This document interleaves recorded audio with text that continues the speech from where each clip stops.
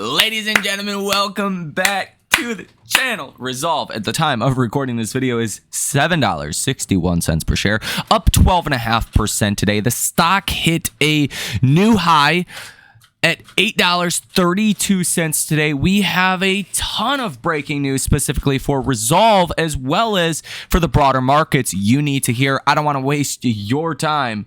Let's get started here. But I will say, if you guys have not hit the like button, subscribe to the channel, or checked out that link down below in the description of this video to come join the trading community, get access to all of the trades that we are making on these small cap AI stocks before Wall Street ever hears about or knows about them. Check it out. Link down below in the description of this video. That portfolio is up almost 200% year to date. I'll show you in just a few moments. But we are outperforming, I believe, every single hedge fund in the world this year with that performance. So don't be a jackass. It's not financial advice. I'm not a financial advisor, but come check it out if you would like to. And on to another exciting episode on Rezolve. So some of the big news today. Analyst price targets. Okay, here's the deal with this company. We don't have a lot of analyst coverage on Rezolve. They went public via SPAC. They went through the 12-month de-SPACing. There wasn't a lot of coverage on the company. You're starting to see the coverage coming out. Scott Buck with H.C. Wainwright and Company changed his price target from $4 to $9. That is a 112% increase.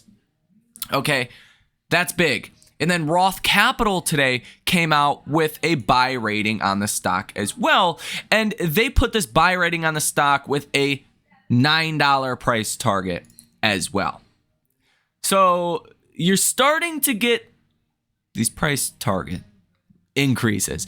And this is kind of a validation to, again, what we've been talking about on this channel with Rezolve. It doesn't cap the stock at $9 for any new investors out there. It doesn't mean a whole lot from that perspective. It just means that we've been right, that Wall Street's starting to pick up on what we've been talking about on this channel for a very long time. Now, this article says Rezolve AI stock soars after Tether announces USAT stablecoin. Now, if you've been a viewer of this channel for a little while now, you know I don't put that much focus on the crypto payment segment for Rezolve. I think what Rezolve is doing with AI commerce, with their brain checkout, their large language model, as well as their partnerships with Google and Microsoft, now their image search is more than enough for the company, right? So I don't put a lot of the crypto aspect into Rezolve, okay? But if that happens, if they are successful with what they plan to do in crypto, that is also another big piece of the story for Rezolve. Now, it says here, Rezolve AI stock surged 16% Monday following Tether's announcement of USAT, a new US-based stablecoin designed to comply with the Genius Act. Now, if you don't know, Rezolve and Tether are partners. They have a partnership, okay? It says, the AI-powered commerce company views this development as a significant catalyst for its partnership with Tether, which aims to integrate crypto wallet payments into Rezolve's brain checkout platform. Here, the regulatory clarity provided by the Genius Act enables Rezolve to accelerate its expansion into the American market. Quote, with the announcement of USAT under the Genius Act validates exactly what we set out to do with Tether by bringing regulated, frictionless crypto payments into mainstream commerce, said Daniel M. Wagner, founder, chairman, and CEO of Rezolve AI. It says here, Rezolve's brain checkout wallet, developed using Tether's wallet development kit, is designed to support various payment methods, including crypto, stablecoins, and hybrid payment flows that will be compatible with USAT. The company expects to exceed $100 million in annual recurring revenue by the end of 2025. According to Rezolve, it currently trades at approximately 17 times ARR, which it notes is below peer multiples of 36 to 100 times. I really like the end of that, okay? Because if you've been following this story for a while, you know that my expectation is anywhere between 150 to 300 million for guidance in ARR by October 1st, right? That is the earnings date. Those are the numbers I'm expecting. I think around 200 million is probably the most likely scenario. Again, for anyone that is unfamiliar, the company set out this year with an ARR target of 90 million. They hit 70 million by mid-year, said they were on track to exceed 100 million by the end of this year. Well, they hit 70 million by mid-year. The company themselves have said that growth is quote unquote accelerating from the beginning of this year. With that mindset, 200 million plus is in the cards. That instinctively would drop the 17 times RRR to like 8 or 9 times. Like creating this value spread that is even larger between Rezolve and Rezolve's competitors, if you will. They don't really have any competitors at this point, but other AI companies. Now, as I've talked about before on this channel, more so in the last week or so, the company kind of has like an artificial share lockup going on because 40% of the company is owned by insiders, 14% is owned by private companies. Now institutions own 10%. And then retail owns the rest.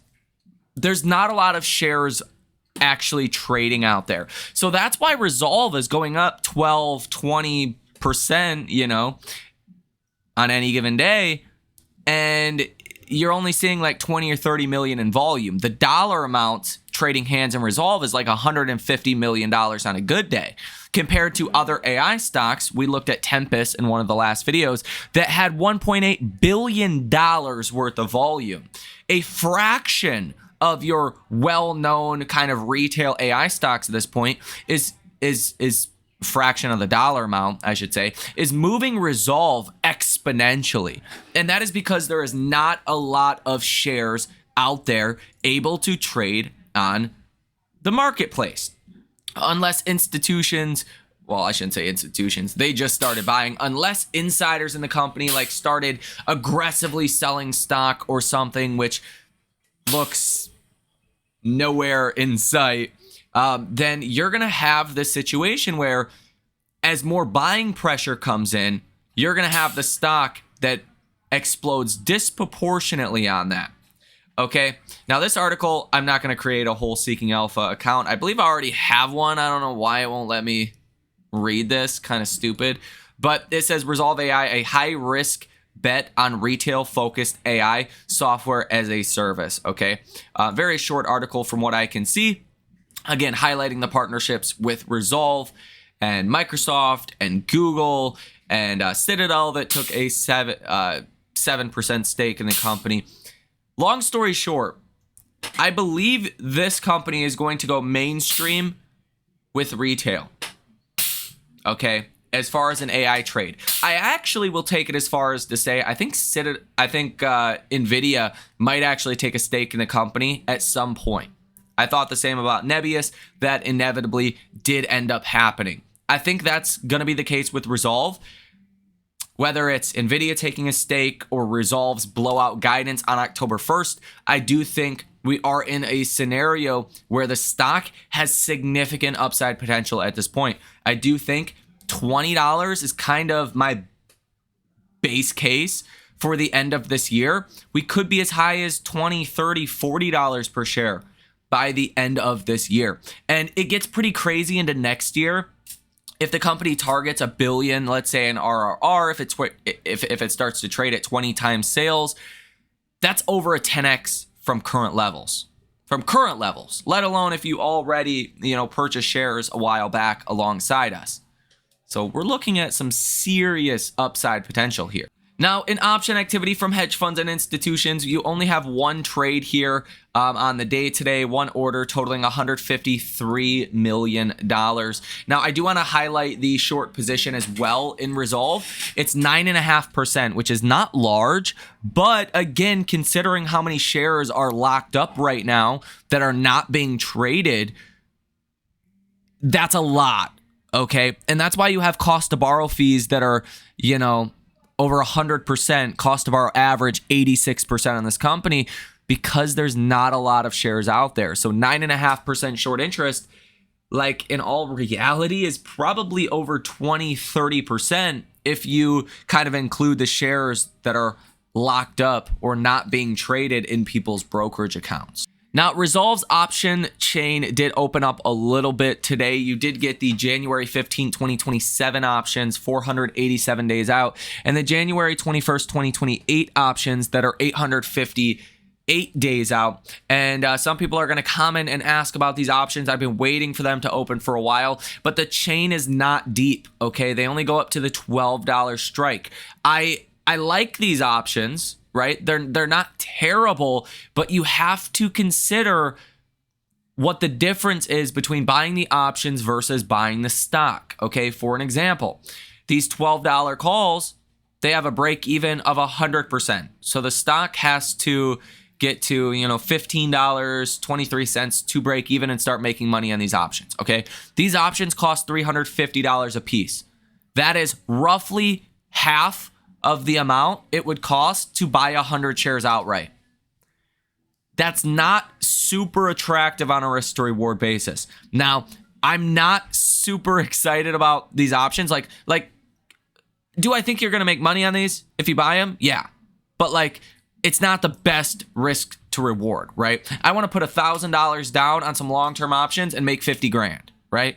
If I'm right on my thesis and the stock does really well, that's the kind of thing that I target with longer term options.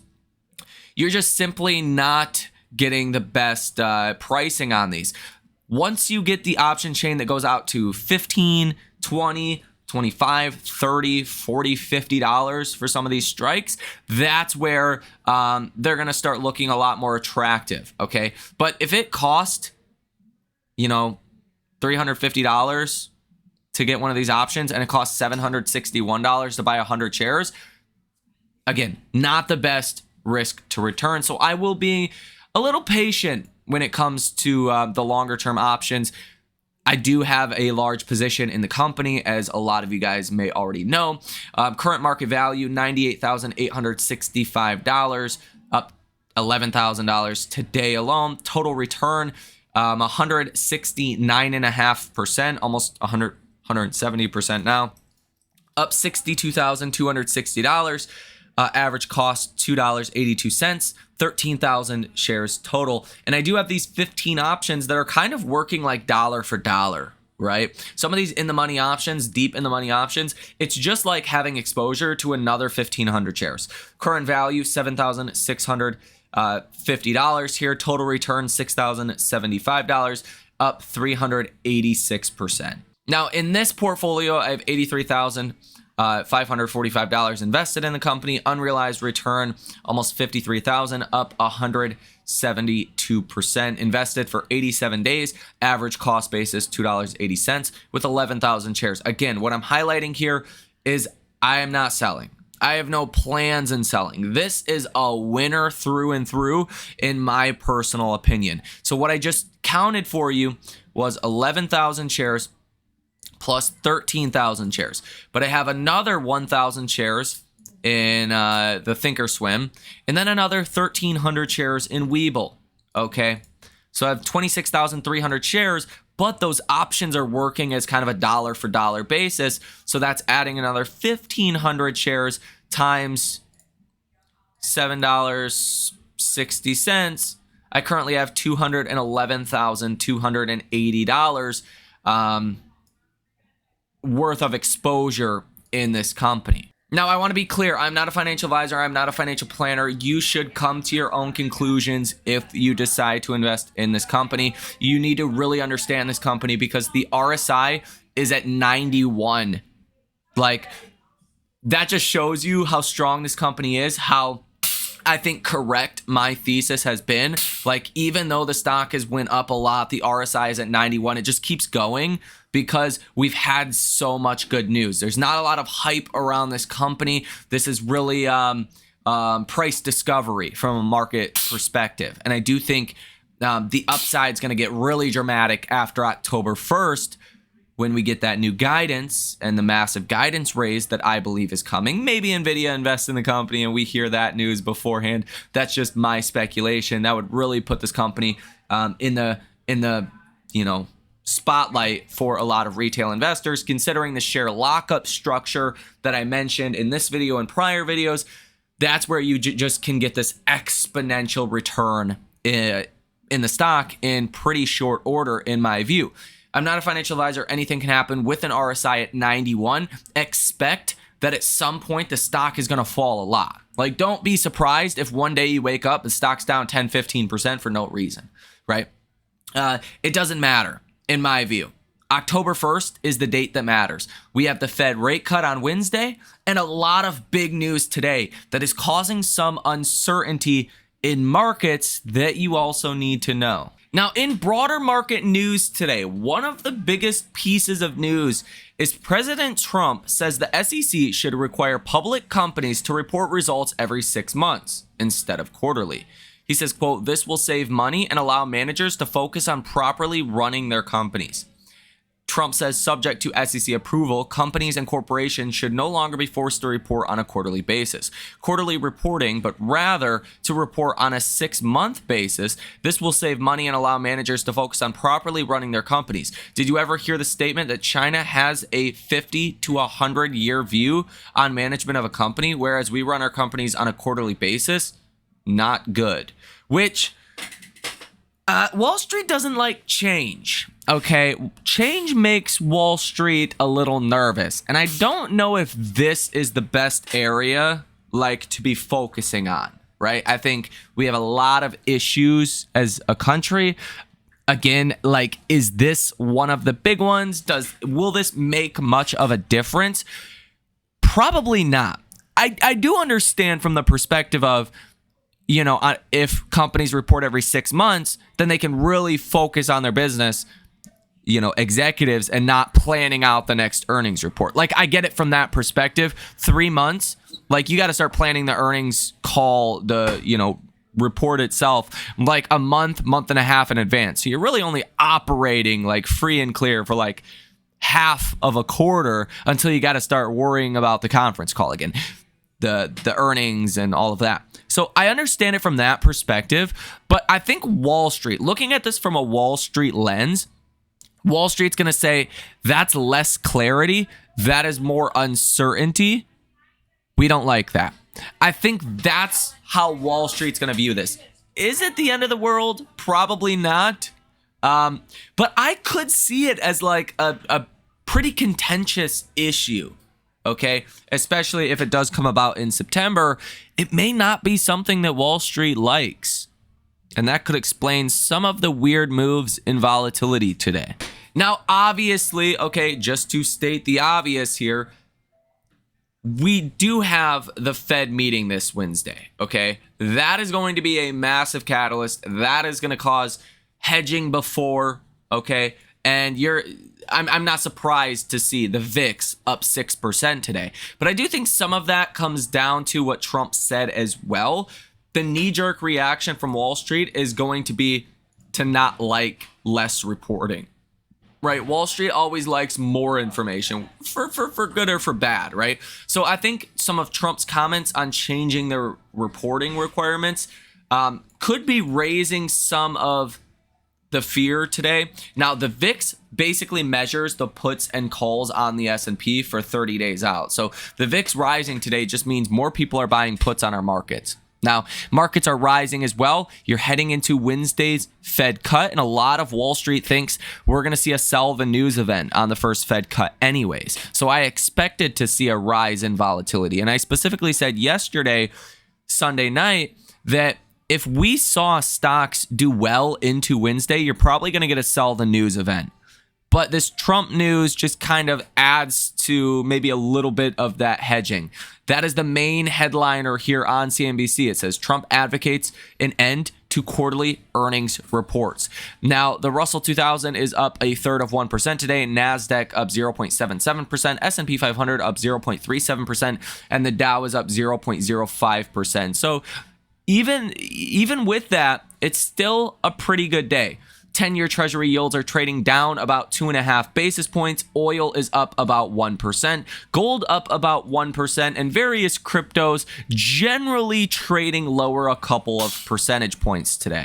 Now, Trump's tariffs are fueling inflation. Congressional Budget Chief says. The Congressional Budget Chief Director, Philip Swagel, said that President Donald Trump's tariffs have pushed up inflation, not by a lot, but by enough to show. He also said that inflation has run higher than expected. He says with Trump's tariffs stuck in legal limbo, Swagel said that the looming Supreme Court decision is one of the biggest uncertainties in the U.S. economy. And that's true even from a market perspective. There's obviously a good and bad implication for the court shutting down tariffs, right? Like if the court shut down tariffs, that means less inflation, maybe less disruption for especially smaller mid-sized companies. If the court shut down tariffs, that means less revenue from the government, a more precarious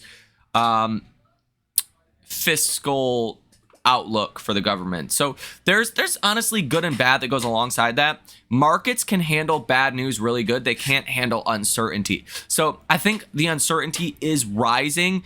You got, again, the looming decision in the courts coming in the next month or two.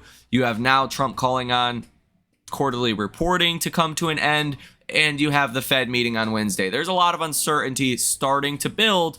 Don't be surprised, as I've said before, if we start to get a little bit of chop in September. JP Morgan has said that U.S. stocks could cool if the Fed restarts rate cuts this week. Now, again, if the Fed cuts rates this week, that is actually a good thing, right? That lowers the odds of a recession. That's overall a good thing, right? But it's like NVIDIA earnings. I think it was the best example of this. If you rally into a big event, if people are optimistic into a big event, 9 times out of 10, you do see the opposite reaction afterwards. Now, it is possible we just rally into Fed cuts and then continue to rally. Like, that is not impossible, but given it is September, given the uncertainty is rising, you could sell off after the Fed cuts, but it's not going to be like a correction level sell-off. It's going to be a lot more mild than that. Morgan Stanley says equity markets hinge on weak U.S. jobs data and whether the Fed cuts rates quickly enough. You also have this bit of uncertainty that is probably contributing to the VIX. Trump says congressional Republicans, including leader John Thune and Speaker Mike Johnson, are working on a short-term, quote, clean extension of government funding to stop crying Chuck Schumer from shutting down the government. So a government shutdown is looming as well. The continuing resolution funding for the U.S. government is set to expire on September 30th. So a government shutdown could occur on October 1st. Now, it was also in the news today that NVIDIA was kind of condemned by the Chinese government for anti-monopoly practices, right? For some bad business. NVIDIA's spokesperson says today, we will continue to cooperate with relevant government agencies as they evaluate the impact of export controls on competition in commercial markets. They also said, we comply with China's anti-monopoly law in all respects. You can kind of see how there's just a lot of issues starting to come up at this point that are putting pressure on volatility. Not necessarily like crushing markets, but it's one of those things like down the line could be an issue. The last time I said this was when Trump was threatening to put additional tariffs on China because of the Russia-Ukraine war. Okay, I said, hey, this is not a problem at this point, but it could be a problem later on. Government, shutting down, issues with NVIDIA and China, although that's less of a broader issue, that's still important. Trump trying to change the reporting requirements. You can see how these things are in the background. The tariff case in the courts. All of these things are issues to watch, but not a pressing disaster at this point or pressing larger issue. The Fed this Wednesday is going to be the biggest event for this week. And I personally think it could go either way. Again, it could be positive, could be seen as negative. If it is seen as a sell the news event, okay, I think it's going to be very short term. Okay. Now, it says here Trump's policy shifts, tariffs, Fed issues, and stimulus moves are unlikely to derail the U.S. equity rally, per Wolfe Research. Now, today, China has said that they've reached a TikTok framework agreement. So that was one of the good news today. This, I think, could be really good news, like sleeper good news, because if China is willing to make a deal on TikTok, then maybe Trump is willing to relieve some of the tariffs a bit. Like, I'm sure China has in there somewhere that, sure, they're willing to sell TikTok or be a partner with the U.S. on TikTok for lower tariffs for this or that. I don't think China cares about the dollar amount, right, of getting a deal done with you know, the U.S. on TikTok. Like, China doesn't care about that, right? They're going to want something else. And I think that framework of a deal likely comes with slightly lower tariffs. Not sure how much lower, but that's my opinion. And President Trump will meet Chinese leader Xi Jinping on Friday to complete the TikTok deal, per Besson. And China's top trade negotiator Li Shenzheng said this: China reached an agreement with the U.S. on TikTok based on our assessment and judgment. And China's cyberspace regulator official says China to review and approve tech export related to TikTok in accordance with the law. Now, the last thing I really want to talk about here in this video is the market's sentiment and positioning, okay? Even though we do have these uncertainties starting to build, even though we do have the VIX up over 6% today, there is so much fear out there in markets that I think it's going to be really hard to get a large sell-off because people are just not bullish enough, right? You get like corrections and large sell-offs and real panic moments when you have a lot of bulls and things just do not go the way the bulls expect. You don't get panic moments or big, you know, drawdowns or even drawdowns at all, really, when you have this many bears historically, right? Historically, when you have this many bears, you want to be buying the hell out of markets. As per the AI Investor Sentiment Survey, 49.5% of investors currently report that they are bearish. 22.5% are neutral, and 28.0% are bullish. That is the worst level we have seen in a very long time. Now, again, indexes are at all-time highs today, but the Fear and Greed Index is at 57 out of 100. It's pretty much neutral, technically coming in at greed, but pretty neutral overall. Yesterday's or Friday's close, you were at 54, which was in the neutral category. Market momentum is greed, stock price strength, extreme greed, stock price breadth is greed, put and call options, extreme greed, market volatility is neutral, safe haven demand is fear, and junk bond demand in extreme fear. So even though we do have these pressures mounting and there are things to definitely watch for, this Wednesday is the big catalyst. Hard to say exactly what happens with that. I instinctively want to say it's going to be a positive. But again, as I said before, if we rally into Wednesday, you probably get a short-term sell-off, but don't lose sight of the prize here, right? Don't lose sight of the ball looking at the stands, okay? This is a positive start to more additional rate cuts, whether we sell off 1 or 2% following the rate cut. It doesn't matter. We're in September.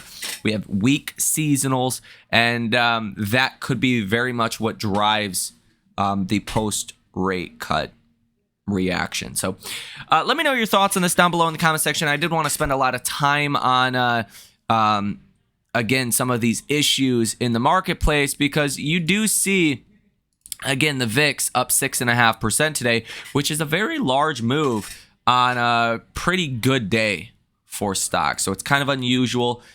Again, it just means people are hedging portfolios for all the reasons we talked about in this video, but I am not concerned at all. I think October, November, December are going to be some of the best 3 months we have seen ever. And what if this TikTok deal does mean lower China tariffs, at least to some degree? Could be something. Not a lot of people are talking about. So Let me know your thoughts on this down below in the comment section. Hit the like button as well as subscribe to the channel if you have not done so already. Check out the link down below in the description of this video to come join the trading community. Have a great rest of your day, and I will see you in the next one.